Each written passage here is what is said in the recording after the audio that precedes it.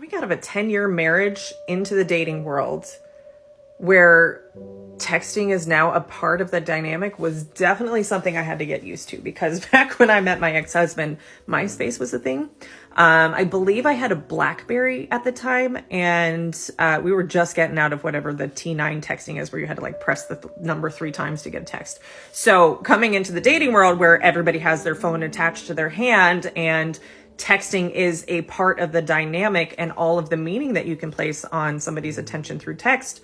Woo! That's fun to navigate. So let's talk about it. And hey, if we haven't met before, my name's Tara, and I'm on a mission to create a self-aware army because it's lonely in these self-aware streets. It really is.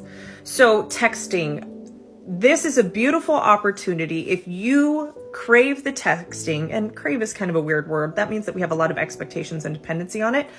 I would flip that script and say, I desire check-ins, right? And you determining what's reasonable when you're not in a triggered state.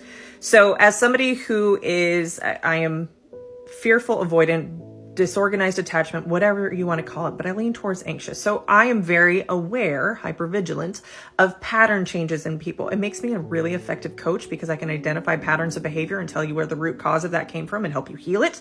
But in relationships, I also pick up and I'm very sensitive to behavior changes. So if somebody is texting me in the mornings and then when I wake up and there's not a text there, my brain goes into, what does it mean? What does it mean? Right? And we have negativity bias in our brains because our brains are created to survive, which means that we're going to default to the worst case scenario of whatever our brain needs to, figure out in that moment that has us feeling pretty shitty. Because here's how the brain works. Usually we have a thought that comes into our head based on some sort of external stimuli, like not getting a text message when you were expecting one, or by him taking forever to respond, even though he has his phone right in his hands. Okay, so a thought enters our head. We have like 60,000 thoughts that run through our brain every single day. They are usually stimulated by something in the environment and our subconscious working together to create a conscious thought. That conscious thought, if we choose to put meaning on it and we choose to let it sit in our head, will then trigger a part of your brain in the back called the amygdala. That then releases a bunch of hormones into your body that then we experience as feelings, right? It is our felt experience in the body. That feeling is because of hormones that have been dumped from the brain. So whether it's constricting, you're feeling anxiety, your heart starts racing, you're having trouble breathing, or you feel happiness and joy, whatever. Okay. It's all hormones being dumped in your body. So my suggestion to you is, first and foremost, beautiful opportunity for you to communicate very early on in dating someone, rewarding them and enforcing the positivity of the things that you like, right? So if he texts you every morning, you say, God, I just love it when you text me. Like when you text me in the morning, it just makes my day start off so much better, right? You're communicating and reinforcing the things that you do like, because a normal, healthy person that's interested in you and wants to build something with you wants to do the things that you like. So that's first and foremost for you to get your satisfaction and nervous system desires met within reason. Right? And this is where it's got the little asterisks of, but we need to be responsible for our own emotions as well.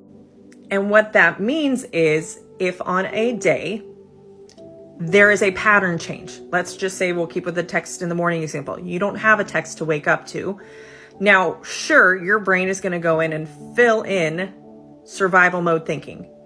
Things are ending. He's creating space. He's mad at me. He forgot about me. Like, what the heck? You don't necessarily know because you haven't checked the story, but your brain is going to make up all sorts of stories because now you're starting to get anxious, right? Now you're starting to get nervous. This is where your own process for regulating your nervous system is going to come into play, so you don't go sabotage and destroy somebody who actually had a very logical reason or a misunderstanding or just simply forgot, because that happens, where you don't go make meaning out of it that it actually destroys a fairly healthy connection otherwise. Because I know that there's a lot of men out there. I know some amazing men who would make amazing partners, and they really horribly suck at texting. So texting isn't necessarily the best gauge for somebody's interest. And then I have people who text really well that don't make good partners either. So I want you to pause when you notice that spiral is happening in your brain, that you're making meaning out of a thought before you've checked what the story actually is. Okay. And that is a very tough discipline to get used to, but it will help you in the long run. So for example, you wake up, there's no text, and your brain thinks he's not interested anymore. Clearly he's not interested, right? Because he's texted me every day for the last 60 days. And today I wake up and there's no text. Like, was it something I said? And then you start like replaying every conversation you had, like the last thing you said to him, like what could he possibly be mad about? And was he mad about that thing? But like, I thought we agreed to, right? You start spinning. You've got to learn to stop and pause before all of those thoughts start really pouring a bunch of hormones where you actually lose control of your ability to react and regulate in a healthy way.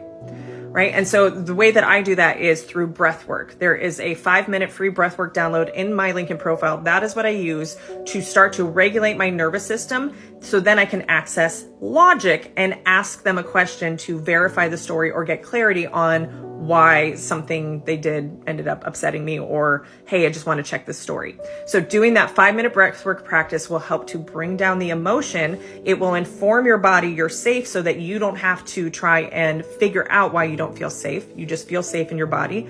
And then you can access logic, because when your amygdala is dumping a bunch of hormones, your logic is actually turned off. Right? Those two parts of your brain, your prefrontal cortex and your amygdala, don't play well together. So we've got to get the emotion to come down and then seek out your partner and check in for clarification. And what that looks like for me is I will go, hey, I've got a little bit of a vulnerable share. When I didn't see your text message come through this morning, I started making meaning out of that. And I just wanted to check the story in my head before I go kind of deciding how I want to respond. But like, why didn't you text me? Like, I don't understand, because you text me every day. Is everything okay? Right? And that can be really vulnerable, which is why I only date people who are self-aware, so they don't take personal meaning of it or make me feel bad for that communication. So that is me taking responsibility for my emotional state and checking a story and a narrative before I start making meaning out of something that could have been perfectly innocent, a oversight, a miscommunication, or maybe he didn't understand how important it was for me in feeling safe in this relationship, or maybe it opens up more conversation of why I'm using and placing so much meaning on a text message in a relationship that otherwise is amazing. So I hope that helps give you some insight and some tools. Go download that free 5-minute breathwork download. Test it out whenever your nervous system is starting to feel anxious, overwhelmed. If you start to feel like you're shutting down, it's a quick, easy tool for your emotions to come down so you can start to access logic and see if there's actually something that you need to logically problem solve for.